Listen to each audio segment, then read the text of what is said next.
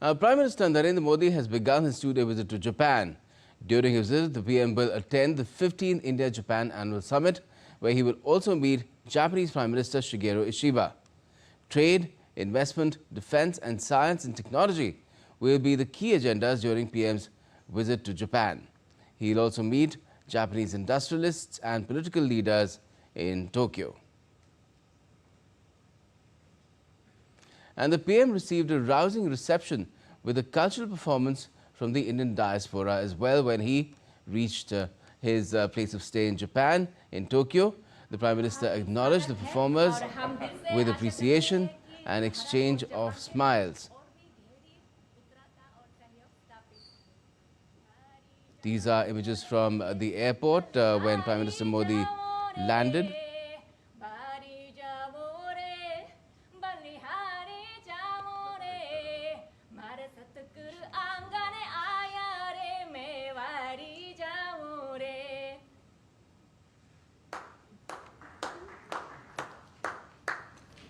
जपानिलेकी स्वागतम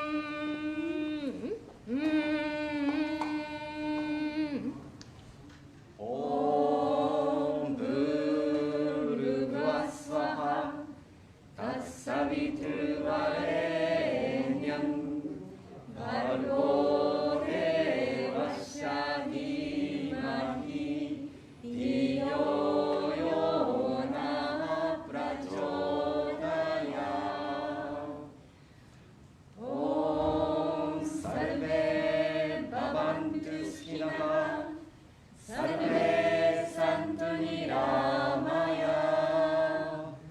सर्वे भद्राणि पश्यन्तु मा कश्चित् दुःखभाग् भवेत्। ॐ शान्ति शान्ति शान्ति। Those were just some images of the kind of reception that Prime Minister Modi got when he reached his place of stay in Tokyo. Now, my colleague Shubhendhu Ghosh is in Tokyo tracking the Prime Minister's visit in Japan. Well, konnichiwa from Delhi. Shubhendhu, how was Prime Minister Modi's welcome in Tokyo? Because we saw glimpses of both people from Japan as well as India there to greet him. This, after all, is his 8th visit to Japan after he came to that office in 2014. And just tell us what sort of a day lies ahead for Prime Minister Modi as well. Konnichiwa from Tokyo, Gautam. And interesting that you picked up that Japanese way to greet, because here, when we were learning that, we saw each time we would greet another Japanese person saying konnichiwa, they would reply back saying namaste. It speaks volumes about the manner in which the cultures converge and there is warmth.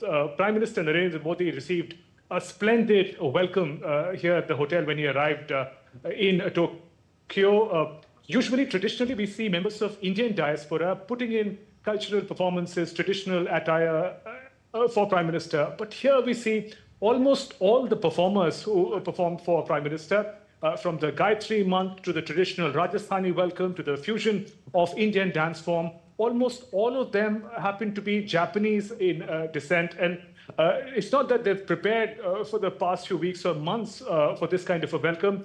These are people who are trained artists who have chosen the Indian way of life, Indian culture. They're fluent in Hindi. Many of them speak Japanese and Hindi, not as much English. So in that sense, speaks volumes about the manner in which that cultural convergence that we talk about is celebrated by both peoples of India and Japan. There are also members of Indian diaspora who had come here, and they can't stop praising the manner in which the people of Japan have really opened their hearts and homes to welcome Indian people who come here to work, to live. Prime Minister's visit is expected to take this warmth forward in more tangible manner. There are great expectations from Prime Minister's visit. Later today, the place where I am right now is a venue for the Business Economic Summit that Prime Minister will participate in the afternoon today. He's likely to address the industry leaders from both India and Japan. And expectations are high that this already stable, strong, and prosperous relationship is going to be taken many leaps forward, particularly in the domain of investment and cooperation in critical minerals. Gautam? All right. And just tell us, Shigeru, how is the visit being viewed in Japan itself? Because India and Japan have been long-standing friends, building further upon ties with an eye to the future. But after his visit to Tokyo and Sendai, the PM is also headed to China for the SCO summit, which is a security grouping. That's an interesting also choice of venues just after Japan, Prime Minister going to China. But first, let's talk about the Japan part of the visit. There is a great anticipation and expectation that this visit, the annual summit in particular, which takes place today evening local time, is going to bring in some big announcement, particularly in the domain of investments in India, in India's manufacturing. We have to see the kind of economic partnership that India and Japan engage in. Japan is a technology powerhouse, and India is known across the world as a place for skilled workforce, a great manufacturing capacity with Make in India. Just a few days ago, we saw that Suzuki would in fact be manufacturing in India for decades, but now cars manufactured in India, electric vehicles, are going to be exported to Japan and other countries in the world. So in that sense, that partnership in manufacturing, partnership in investment and critical technology is something businesses, leaders from both sides are expecting when Prime Minister Modi and Prime Minister Shigeru Ishiba meet at the annual summit. Coming to the China question, there is quite honestly a degree of cautious optimism. The leaders here, the business leaders, the people, they understand the manner in which India and Japan engage as far as the security, the openness of the Indo-Pacific is concerned. There are a lot of strategic convergences along with the US and Japan. But we also see a possibility of easing of relations between India and China. It's something that all nations and all the people welcome. The world, the region could do with less conflicts. And if there is an opportunity opening up with two of the leading economies and neighbors in the world, in this part of the world, getting along better, all stakeholders are standing here to welcome it, including Japan. They would like to see a more positive relationship evolving in the region. And India and Japan are very steadfast in their vision for openness and strategic security of the Indo-Pacific. And if this third country is also willing to acknowledge and accept that reality, it is something that all stakeholders are really willing to welcome.